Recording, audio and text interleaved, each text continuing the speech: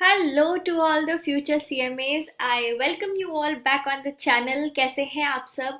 I hope all of you all are doing absolutely good and I am assuming or rather I should say I am fully assured कि आप सबकी preparation बहुत अच्छी चल रही है. You are all geared up, all charged up for your upcoming June or December exams. Majorly June exams जो कि अभी आपके बिल्कुल बहुत ही ज़्यादा near future in the coming next 2 months ही मान के चलिए हैं. All the very best to all of you in advance. I wish you all the success and may you achieve the highest marks in not only this particular subject but in all the subjects and you pass in one go with all the flying colors. Welcome to another episode, another chapter, another revision in the capsule series, which is a very short, crisp, and fatafat wali revision so as to brush upon all the topics, yet cover each and everything for the paper number 17 CMA final. This is the chapter number 2 जो हम आज revise करने वाले हैं. That is companies cost audit जो rules हैं हमारे 2014 के. आज हम ये सारे रूल्स के बारे में एक बार अच्छे से रिविजन करने वाले हैं. अगर आपको याद हो कि मैंने इनकी जो पहले की रिवीजन वीडियो डाली थी दैट वाज वो मैंने 2 पार्ट्स में डाली थी. पार्ट 1 जो कि रूल्स था and part 2 was the practical application. But आज हम मिक्स करके फटाफट से एक कंबाइंड रिवीजन करने वाले हैं क्योंकि तब हमने कुछ प्रैक्टिकल क्वेश्चंस भी किए थे. प्रैक्टिकल क्वेश्चंस के लिए एक सेपरेट वीडियो आएगी जिसके अंदर थोड़ा बहुत किस तरीके से चीज़ें करते हैं, एक एक दो दो क्वेश्चन हर एक टॉपिक पे मैं आपको करके दिखाऊंगी. ये है सिर्फ एक पूरा आपके चैप्टर का एक overview and not only overview बल्कि हर चीज़ इसके अंदर कवर्ड है बुलेट पॉइंट्स में, जैसे कि हम हर चीज़ लिखते हैं. रिवीजन नोट्स भी आपके क्रिस्प ही बने हैं. काफ़ी लोग हैं जिनके पास ऑलरेडी रिवीजन नोट्स हैं तो उनको ये बात अच्छे से पता है कि एज पर स्टैंडर्ड गाइडलाइंस मतलब आपके इंस्टीट्यूट के मॉड्यूल के हिसाब से बने हैं.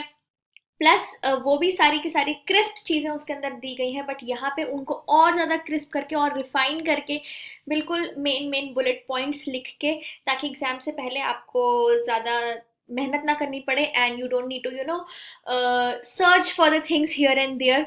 तो कंबाइन करके ये है आपका chapter number 2, companies cost records and audit rules 2014. सबसे पहले यही इसके अंदर हमें बताया गया है. हमारे टोटल 6 रूल्स है, 1 2 3 4 5 6. सेंट्रल गवर्नमेंट जो है उस वो ये सारे के सारे जितने भी कॉस्ट रिकॉर्ड से रिलेटेड एंड कॉस्ट ऑडिट से रिलेटेड रूल्स हैं वो बनाती है. ये कंपनीज एक्ट जो है 2013 इसने सेंट्रल गवर्नमेंट को पूरी की पूरी अथॉरिटी दे रखी है. रूल 1 हमेशा की तरह शॉर्ट टाइटल और कमेंसमेंट का होता है कि कब आए थे. 30 जून 2014 से ये आए थे rules. Then rule number 2 is for definitions, जिसके अंदर से कोई भी डेफिनेशन इतनी इंपॉर्टेंट नहीं है या फिर कोई स्पेसिफिक जो है आपके लिए यहाँ पे यूजफुल नहीं है, इसलिए वो रिविजन के इन नोट्स में कोई भी डेफिनेशन अलग से नहीं इंक्लूड की गई है. Then rule number 3 is for the maintenance of cost records. यहाँ पे सारी की सारी मॉनेटरी लिमिट्स की कौन कौन सी ऐसी कंपनीज है जिनको कॉस्ट रिकॉर्ड्स मेंटेन करना है. एंड देन कम्स कौन कौन सी कंपनीज है जिनको अपना कॉस्ट ऑडिट करवाना है. That is rule number 4.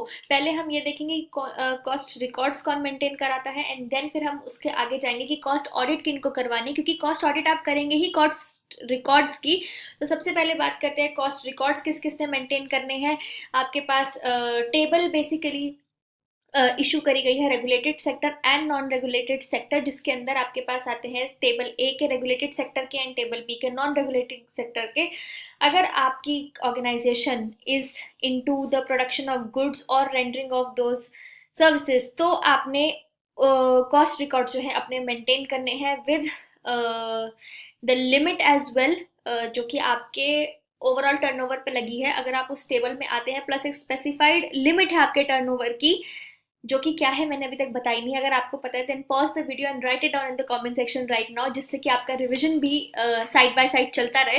तो कितनी टर्नओवर है अगर आप लोगों को याद है तो कमेंट्स में अभी के अभी पॉज करके लिखिए. आगे तो अब हम इसमें पढ़ने ही वाले हैं. चलिए ये थे 3 रूल्स के हमारे एक short introduction. Then rule number 4 is for cost audits. इसके अंदर भी एक मॉनेटरी लिमिट अलग है कि अगर आपकी कंपनी जो है वो कवर्ड है टेबल ए में रेगुलेटेड सेक्टर में तो आपके ओवरऑल आपका टर्नओवर कितना होना चाहिए, प्लस आपका उस पर्टिकुलर प्रोडक्ट से जो कि जिसकी कॉस्ट ऑडिट करनी है जो आपका वो सेक्टर है उससे कितना है आपका टर्नओवर, वो कितना है, जिसकी लिमिट्स भी अगर आपको याद है तो अभी के अभी लिखिए. Otherwise it's 50 crore and 35 crore and 100 and 50 and 25 and then 135, वो भी चलिए उसके बारे में भी पढ़ते हैं। एक बार फटाफट से नोट्स गो थ्रू करते हैं क्या क्या दिया है। सबसे पहले यही है, companies cost records and audit rules है। सेंट्रल गवर्नमेंट जो है, हाँ जी ये देखिए, सेंट्रल गवर्नमेंट जो है वो लॉज बनाती है। Rule number 1 is short title and commencement. Rule number 2 is for the definition and rule number 3 is maintenance of cost records. अब ये देखिए, कॉस्ट रिकॉर्ड्स किस किस ने मेंटेन करने हैं। अगर आपने वीडियो को पॉज करके लिख दिया है तो अपना आंसर मैच कर लीजिए कि क्या आपको सही याद था भी या नहीं। ये देखिए, आपने बनाने हैं, मेंटेन करने हैं कॉस्ट रिकॉर्ड्स अपने। कब? आप कोई भी डोमेस्टिक कंपनी हो या फॉरेन कंपनी हो, आप कोई भी ऐसी प्रोडक्शन कर रहे हो गुड्स का या सर्विसेज का जो कि टेबल में स्पेसिफाइड है। Table A regulated sector, table B non regulated sector. अगर आपकी प्रोडक्शन ऑफ गुड्स के बारे में या आपकी जो सर्विस आप रेंडर कर रहे हैं उसके बारे में, if it is given, if you are an organization which is already specified in either table A or table B, and you're a domestic company or a foreign company, then you have to prepare your cost records when your overall turnover from all the goods and services preceding, immediately preceding financial year में आपका जो turnover है वो कितना होना चाहिए, 35 crores और more। 35 crores और more अगर आपका टर्नओवर है इमीडिएटली प्रीसीडिंग फाइनेंशियल ईयर में, तो आपके ऊपर ये कॉस्ट रिकॉर्ड्स जो है लग जाएंगे एंड आपने कॉस्ट रिकॉर्ड्स अपने मेंटेन करने हैं। कब ये नहीं लगते, इसके ये दो एक्सेप्शंस हैं। अगर आपके पास एक कम्युनिकेशन ऑफिस है, लाइसेंस ऑफिस है कोई भी फॉरेन कंपनी का, सिर्फ और सिर्फ आपके पास एक कम्युनिकेशन ऑफिस है in respect for the category 33, तो ये नहीं लगेगा रूल।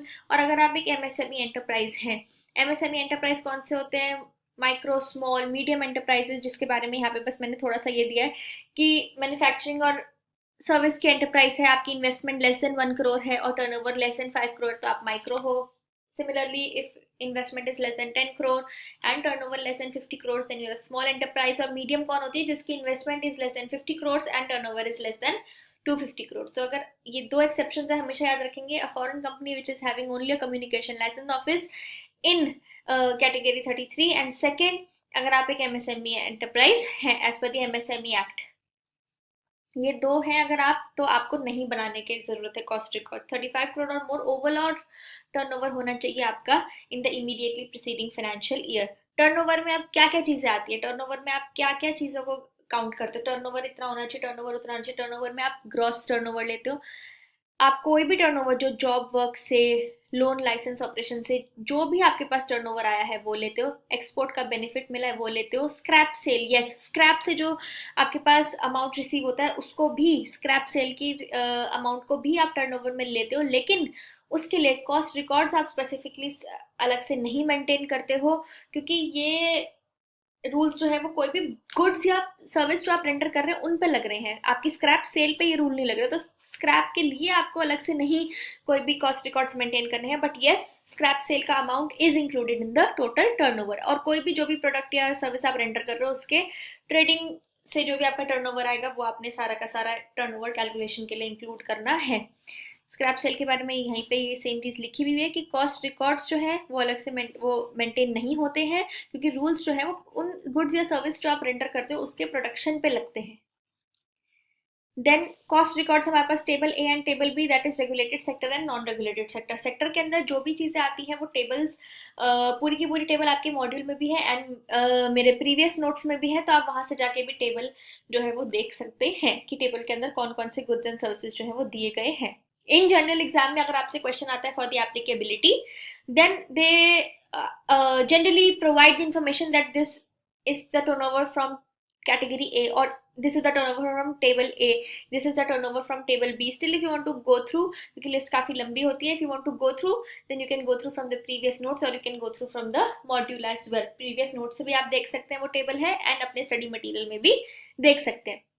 रूल नंबर 4 जिसकी मैं बात कर रही थी, यही 50 करोड़, 25 करोड़, 135, ये जो मैं अभी आपसे बात करी, that is applicability for cost audit. इसका क्या मतलब है, ये लिमिट्स है बेसिकली आपके ओवरऑल टर्नओवर जो आपके ऑर्गेनाइजेशन का है वो अगर इतना है, प्लस वो पर्टिकुलर प्रोडक्ट या वो पर्टिकुलर सर्विस जिसके ऊपर कॉस्ट रिकॉर्ड्स एप्लीकेबल हो रहे हैं वो उसका टर्नओवर कितना है। अगर फॉर एग्जांपल आपका टोटल ऑर्गेनाइजेशन का टर्नओवर है लेट्स से 100 करोड़, और वो पर्टिकुलर प्रोडक्ट जो कि टेबल ए में दिया गया है उसका टर्नओवर जो है वो है 10 करोड़, तो क्या ये कॉस्ट ऑडिट लगेगी।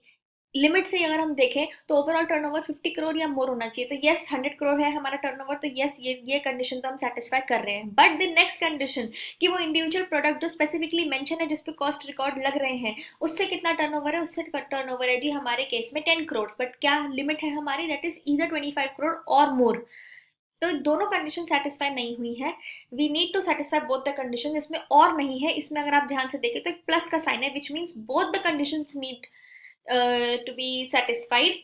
इसीलिए आपको कॉस्ट रिकॉर्ड्स तो 35 करोड़ से ऊपर है तो आपने मेंटेन करना ही है, बट क्या कॉस्ट ऑडिट होगी उसकी, नहीं, कॉस्ट ऑडिट नहीं होगी। तो ये मॉनेटरी लिमिट्स भी आप केस स्टडी बेस में या फिर सिंपली अगर applicability of maintenance of cost records पे आता है तो वो 35 करोड़, एंड अगर उसको ये कॉस्ट ऑडिट की एप्लीकेबिलिटी के साथ मिक्स कर देते हैं तो उसके केस में ये वाली लिमिट्स भी आपको याद रख के उस हिसाब से अपना क्वेश्चन को फ्रेम करना है। और आप लिखेंगे भी अपना आंसर उसी तरीके से कि एज पर द रूल 4, या फिर अगर आप मेंटेनेंस ऑफ कॉस्ट रिकॉर्ड्स की बात कर रहे हैं then you gonna write that as per the rule 3 of companies cost records and audit rules 2014। पूरा नाम लिख के आइए।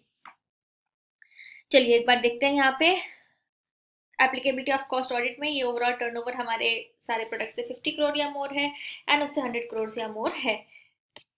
एक्सेप्शंस, अब ये कुछ ऐसे 3 चीजें हैं जहां पे आपका रूल 4 नहीं लगता। रूल 4 क्या है हमारा, कॉस्ट ऑडिट की एप्लीकेबिलिटी का, विच मीन्स कि आप कॉस्ट रिकॉर्ड्स मेंटेन कर रहे हो, रूल 3 आपका लग रहा है लेकिन आपका रूल 4 नहीं लग रहा, विच मीन्स कि भले ही आपको कॉस्ट रिकॉर्ड्स मेंटेन करने हैं बट स्टिल आपको कॉस्ट ऑडिट कराने की जरूरत नहीं है। कब जरूरत नहीं है, सबसे पहला आपके एक्सपोर्ट से रेवेन्यू जो है फॉरेन एक्सचेंज में वो आपके टोटल रेवेन्यू का 75% से ज्यादा है, मतलब मेजरली तो आपका एक्सपोर्ट से ही है। तो अगर आपका रेवेन्यू जो है फॉरेन एक्सचेंज में एक्सपोर्ट से is more than 75% of the total revenue, तो आपको कॉस्ट ऑडिट नहीं कराना। आप एसईजेड में ऑपरेट कर रहे हैं तो आपने कॉस्ट ऑडिट नहीं कराना। स्पेशल इकोनॉमिक जोन्स जो बने अगर आप उनमें ऑपरेट कर रहे हैं आपको कॉस्ट ऑडिट नहीं कराना। और अगर आप कैप्टिव कंजम्पशन के लिए इलेक्ट्रिसिटी मतलब ओन यूज के लिए अगर इलेक्ट्रिसिटी में आप इंगेज है यूज कर रहे हैं तो आपने नहीं कराना। इसके अंदर भी कैप्टिव कंजम्पशन भी या तो 100% होता है कि सारा का सारा आप कर रहे हैं, अगर आपका मेन प्रोडक्ट हो रहा है तो आपका वो भी होगा, अगर नहीं हो रहा तो फिर अलग से नहीं होगा। और पार्टली में भी आपका यहाँ पे सेपरेटली, पार्टली में भी आपका सेपरेटली जो है अगर पार्टली कैप्टिव कंजम्पशन है, पार्ट कैप्टिव कंजम्पशन है तो उसके अंदर भी आपका जो है वो सेपरेट कॉस्ट ऑडिट लगेगा। एक बार देखते हैं यहाँ पे, ये देखिए रूल्स आपके रूल नंबर 4 कहाँ कहाँ नहीं लगेगा। ये एक रेवेन्यू है आपके एक्सपोर्ट से जो कि 75% ऑफ टोटल रेवेन्यू से आपका ज्यादा है, एसईजेड से आप ऑपरेट कर रहे हैं। और अगर आप कैप्टिव कंजम्पशन कर रहे हैं, कैप्टिव कंजम्पशन में अगर हम नीचे जाके बात करें अगर आपका 100% कैप्टिव कंजम्पशन है, जस्ट अ सेकेंड, यस, अगर आपका 100% कैप्टिव कंजम्पशन है तो आपका क्या है, एंड अगर पार्टली कैप्टिव कंजम्पशन है तो आपका इसके अंदर क्या सिचुएशन बनती है यहाँ पे जरा देखते हैं एक बार। ये देखिए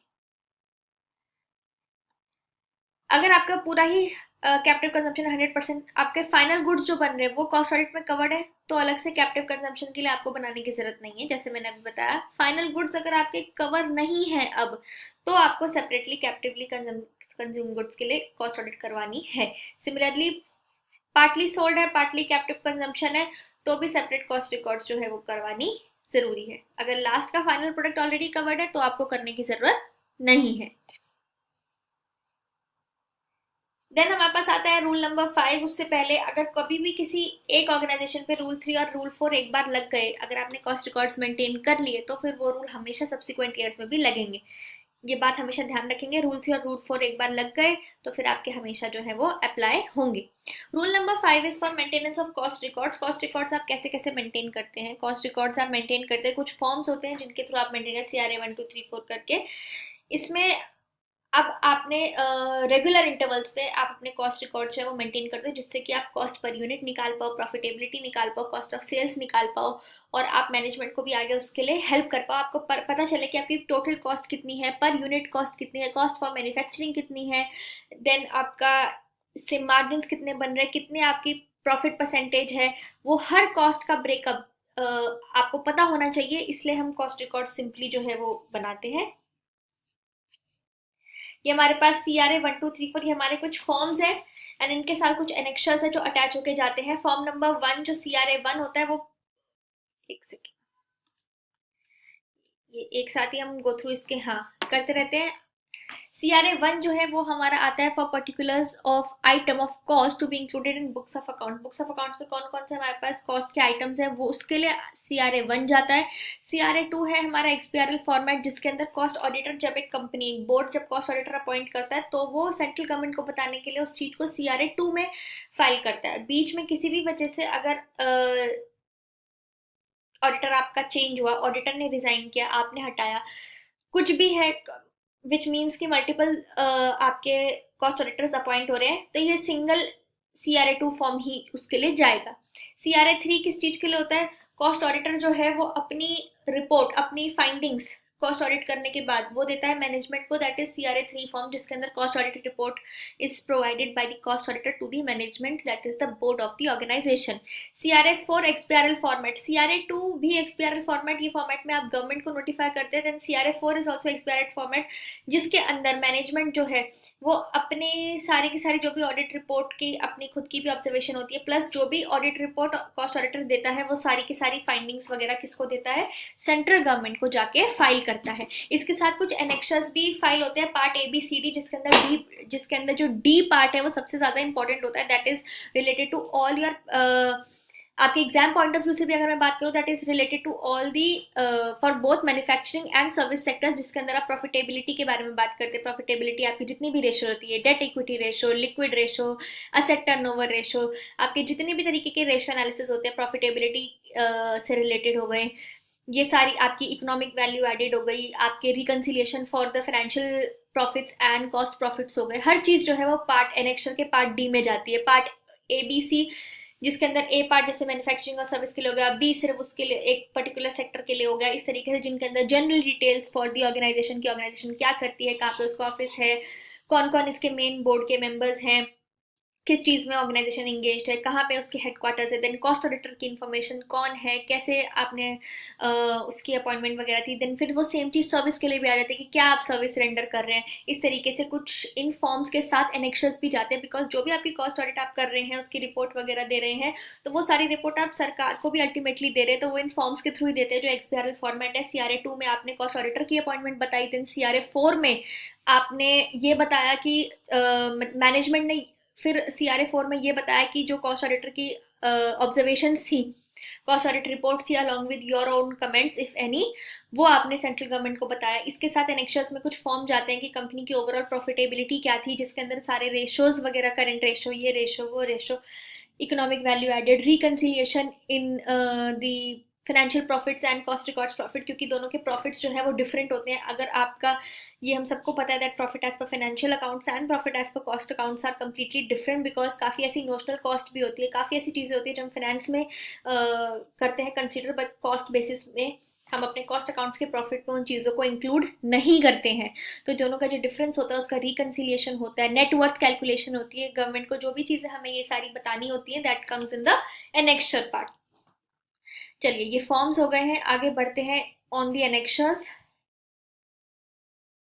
ये देखिए annexures to the cost audit report, जिसके अंदर पार्ट A में हमारे पास सारी जनरल इन्फॉर्मेशन है for both manufacturing and service sector, general information for the company, general information for the cost auditor, वही की कंपनी कहाँ पे है, कहाँ हेडक्वार्टर है, क्या नाम है, कब स्टैब्लिश हुई थी, क्या करती है, कॉस्ट ऑडिटर कब अपॉइंट हुआ, कहाँ पे अपॉइंट हुआ है, कॉस्ट अकाउंटिंग पॉलिसी क्या लेते हो, प्रोडक्ट या सर्विस जिसमें भी आप एंगेज हो उसकी डिटेल। तो ये जनरल जनरल चीजें हैं जो पार्ट A में कवर होती हैं। एग्जाम पर्सपेक्टिव से भी पार्ट D से ही क्वेश्चन आते हैं।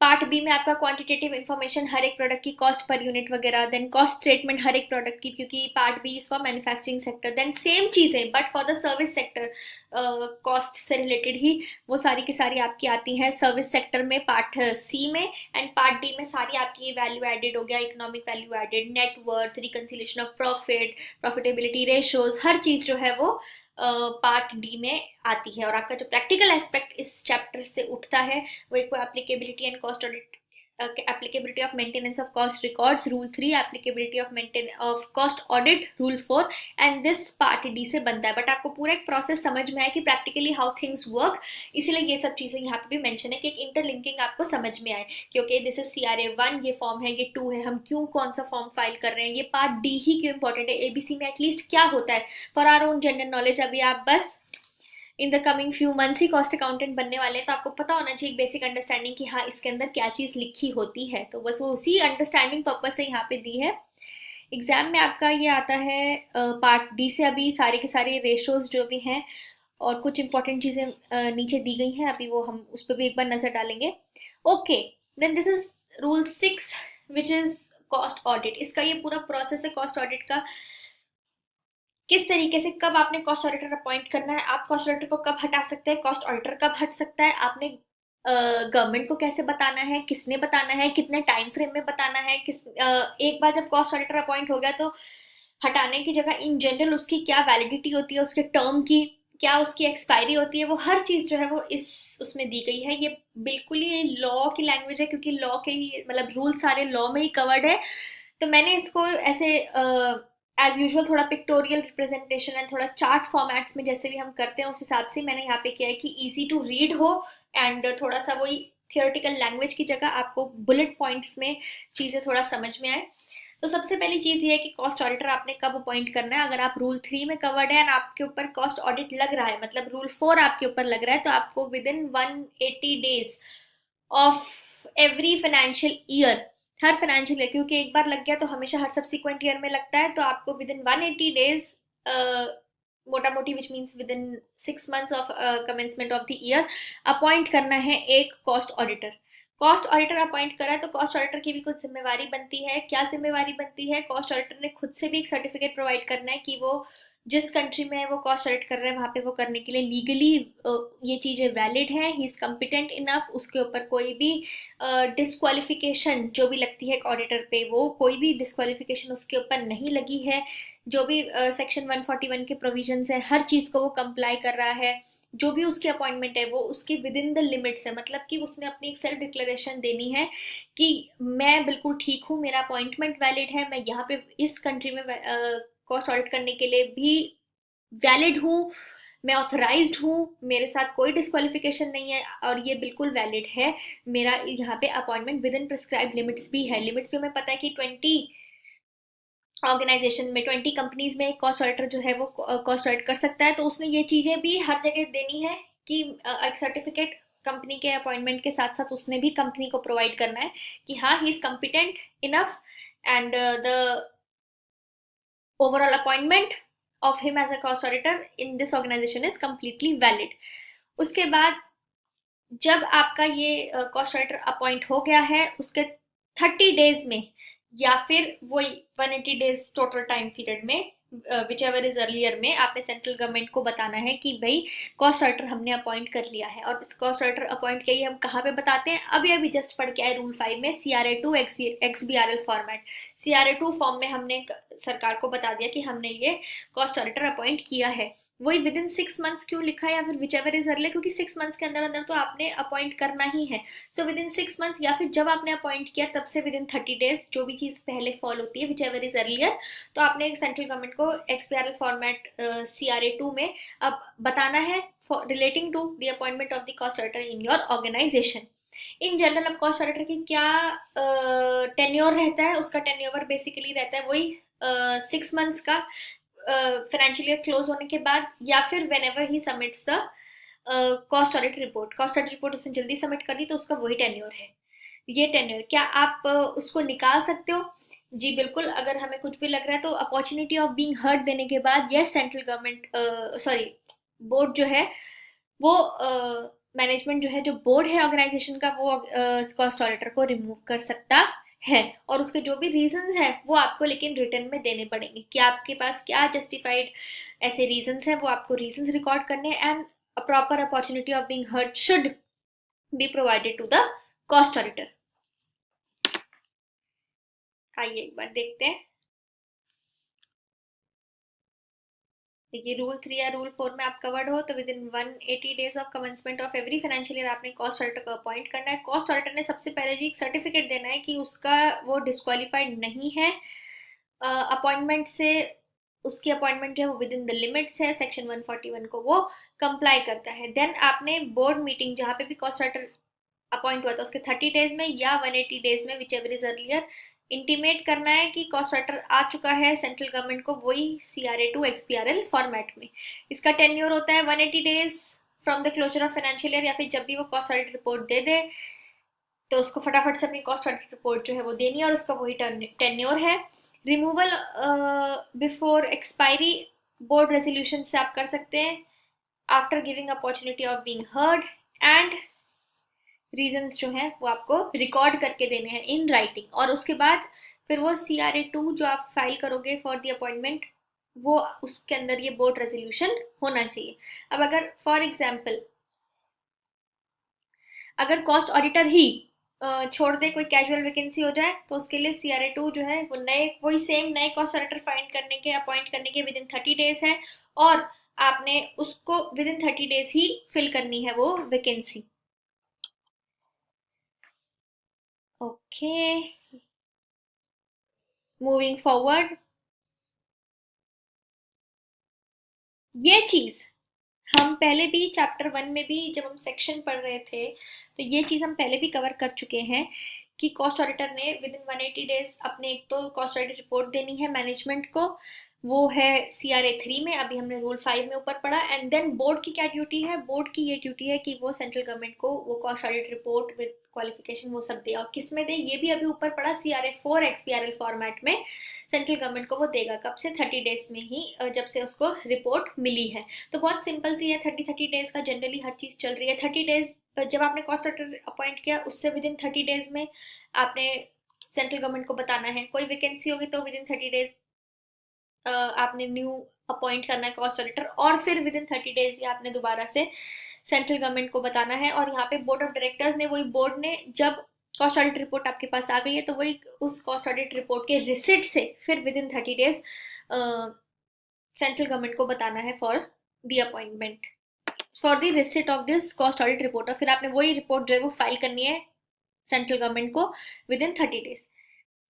ये एनेक्शंस जिनकी अभी ऊपर बात हो रही थी, ये देखिए, ये रहे सारे के सारे आपके रेशोज, प्रॉफिटेबिलिटी रेशोज। काफी ऐसे रेशोज हैं जो यहाँ पे मैंने आपको दिए गए हैं आपकी रिवीजन के लिए।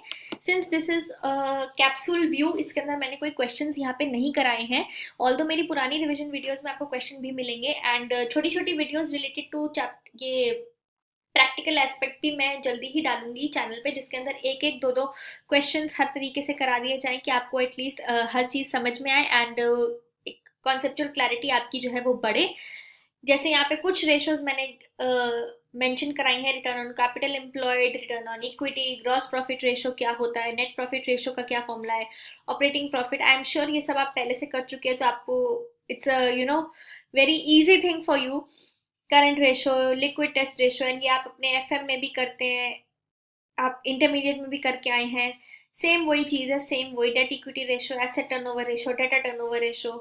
एंड देन ये प्रॉफिट रिकंसिलेशन, वही जो मैंने अभी आपको बताया कि कुछ ऐसे एक्सपेंसेस होते हैं जो कि सिर्फ हम, कुछ ऐसी चीजें होती है बेसिस ऑफ अकाउंट्स आप ये कह सकते हो।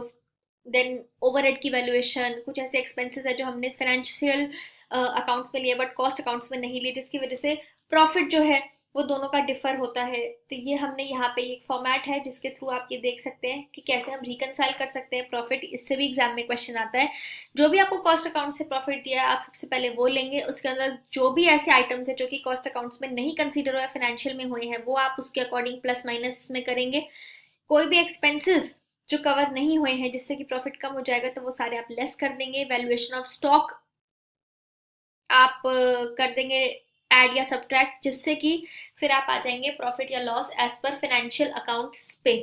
एक प्रॉफिट से दूसरे प्रॉफिट पे इस तरीके से हम मूव कर सकते हैं। देन यहाँ पे हमारे पास है वैल्यू एडिशन, बेसिकली कि हर एक स्टेज पे प्रोडक्शन के गुड्स के या जो भी सर्विस आप रेंडर कर रहे हो उससे कि उससे वैल्यू कितनी ऐड हो रही है at every increase in the stage, what kind of an actual value are you adding onto the product is value added जिसके अंदर सबसे पहले हमने जैसे अपनी सेल्स ले ली, सारे टैक्स हटा दिए, नेट रेवेन्यू हमने लिया, उसमें एक्सपोर्ट से इंसेंटिव ऐड किया, फिर हमने उसके अंदर से स्टॉक की एडजस्टमेंट की, और जो भी इनपुट हमारे लगे हैं वो सारी की सारी कॉस्ट हमने लेस कर दी। फिर हमने उसके अंदर जितने भी इनपुट्स थे वो सारे अभी तक के लेस कर दिए, तो ये हमारी वैल्यू एडिशन होगी। अभी तक जितना आया माइनस जितना गया, तो इट मीन्स इस स्टेप पे, इस पर्टिकुलर स्टेज पे हमें ये चीज ऐड हुई। कौन कौन सी ऐसी चीजें हैं जो हम ये बॉट आउट इनपुट्स में, ये भी बहुत इंपॉर्टेंट चीज है कि जब भी कैलकुलेशन करेंगे तो ये बॉट आउट इनपुट्स में कौन कौन सी कॉस्ट है जो हम नहीं लेंगे। रेट्स एंड टैक्सेस हम इसमें नहीं लेंगे, डेप्रिसिएशन नहीं लेंगे, शुरू से सबको पता है नॉन कैश एक्सपेंस है तो डेप्रिसिएशन इसमें माइनस नहीं होगा। सैलरीज एंड वेजेस हम इसमें माइनस नहीं करेंगे। क्यों? क्योंकि हम बेसिकली सैलरीज वगैरह से ही तो जो भी बोनस हम प्रोवाइड करेंगे उससे ही हमें ये चीजें कंपेयर करनी है, तो वो चीज इसमें से माइनस नहीं करेंगे। इंटरेस्ट माइनस नहीं करेंगे क्योंकि इंटरेस्ट तो ऑलरेडी मतलब हमारे पास एक हमारा फाइनेंशियल एक्सपेंस नहीं है। फिर वैल्यू एडेड जो भी हमारे स्टेज में हुई उसमें हम कोई भी अदर सोर्सेज की इनकम है वो ऐड करेंगे, एक्स्ट्रॉर्डनरी इनकम ऐड करेंगे, सारी इनकम वगैरह ऐड करने के बाद वो आ जाएगा हमारे पास earnings, which will be available within an organisation for its distribution. फिर उसको वही आगे हम ऐसे सैलरी में डिस्ट्रीब्यूट करें या किसी भी तरीके से किसी भी चीज में उसको डिस्ट्रीब्यूट करें, वो सारी चीजें यहाँ पे दी गई है। आपको वैल्यू एडेड सिर्फ कैलकुलेशन के लिए आएगा, ये तो आगे की ओवरऑल चीजें हैं बस। देन कैपिटल एम्प्लॉयड क्या होता है? टोटल कैपिटल जो भी एक ऑर्गेनाइजेशन में लगा होता है वो होता है। इसके दो तरीके कैलकुलेट करने के, asset approach and liability approach. जितने भी नेट आपके पास फिक्स्ड एसेट्स हैं उसमें नॉन करंट इन्वेस्टमेंट ऐड कर दी, करंट एसेट्स प्लस करके माइनस कर दिया आपने करंट लाइबिलिटीज, तो हमने ये एसेट अप्रोच ले ली। उसके अंदर क्या क्या चीजें नहीं इंक्लूडेड, ये लिस्ट है उन चीज़ों की जो कि कभी भी इंक्लूड नहीं करते हम। कोई भी इन्वेस्टमेंट हमने करी है बिल्डिंग्स में, जो कि बिजनेस में कोई भी चीज़ है जो यूज़ नहीं हो रही है, दूसरी कंपनीज में जो भी इन्वेस्टमेंट करी है वो इसमें हम नहीं यूज़ करते, कैपिटल वर्क इन प्रोग्रेस नहीं यूज़ करते, कोई भी कैपिटल इक्विपमेंट्स वगैरह जो भी हैं एडवांसेस अगर हमने उनके लिए दिए हैं तो लॉसेस नहीं कंसिडर करते कैपिटल एम्प्लॉयड में। बेसिक बेसिक चीज़ें हैं। Then comes net worth. नेटवर्थ क्या होती है? जो भी शेयर होल्डर्स की हमारी इक्विटी होती है, शेयर होल्डर्स के पास जो भी होता है वो हमारा नेटवर्थ होता है। इसके अंदर हमारा आप यहाँ पे देखेंगे तो ये paid up share capital, reserve, security premium, ये सारी चीजें प्लस होती हैं, लॉसेस हटा देते हैं, और जो भी non return of accumulated miscellaneous expenses हैं वो सारे लेस कर देते हैं। देन यहाँ पे, हाँ यहाँ पे एक चीज ये मैंने यहाँ पे आपके लिए बताई है कि कैपिटल एम्प्लॉयड जो हम निकालते हैं that is calculated by taking average opening plus closing divide by 2, लेकिन नेट वर्थ कभी भी एवरेज में नहीं होती क्योंकि ये एक पर्टिकुलर डेट पे निकलती है। ये एक बात हमेशा ध्यान रखेंगे। And then last thing is economic value added. ये भी ऑर्गेनाइजेशन की परफॉर्मेंस को इवेलुएट करने का ही एक तरीका है, जिसका फॉर्मूला है capital employed into rate of return जो है माइनस कॉस्ट ऑफ कैपिटल। और हमेशा ये as a percentage of capital employed ही हम हमेशा डिस्क्लोज करके देते हैं अपने क्वेश्चन में, भली हमसे as a percentage of capital employed मांगा जाए या नहीं मांगा जाए। वी क्वेश्चन में तो जैसे जनरली अगर आगे से कंप्यूट इकोनॉमिक वैल्यू एडेड तो तब भी हम हमेशा उसको as a percentage of capital employed ही करते हैं।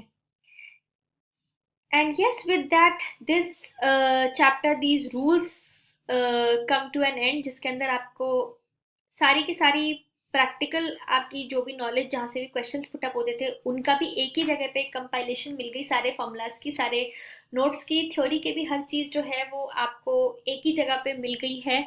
I hope that you found the video helpful, और ऐसे ही बहुत सारे आपके जितने भी चैप्टर्स हैं सबके साथ बहुत ही जल्दी जल्दी कैप्सूल व्यू की सीरीज जो है वो हम कंटिन्यू रखेंगे। एंड आपके लिए और ज़्यादा कंपाइल और प्रिसाइज और बिल्कुल वन वर्ड वन लाइनर चीज़ों के साथ एकदम कॉम्प्रेस फॉर्म में नोट्स को अपने प्रेजेंट करते रहेंगे, जिससे कि आपको एंड मोमेंट पे भी रिविजन में बहुत ही ज़्यादा आसानी हो। एंड इट्स नॉट कि सिर्फ आपके यू नो 2-3 मंथ्स आपके एग्जाम से पहले आपको रिविजन में ही हेल्प हो, बल्कि एग्जाम डेज में भी बिल्कुल जब आप चैप्टर लेके बैठे तो एक ही तरफ आपके पास सारे नोट्स हो जिनसे कि आप हर चीज़ बहुत अच्छे से रिवाइज कर पाए। I am so happy that you are liking the videos and the new series and the new initiatives that we all are doing for you. I'm so happy with that. Thank you so much for great responses, and yeah, I will see you soon with the new revision video. Till then, if you have any doubts, like I always say, I'm just a message away. Thank you so much, everyone. Wish you all the very best.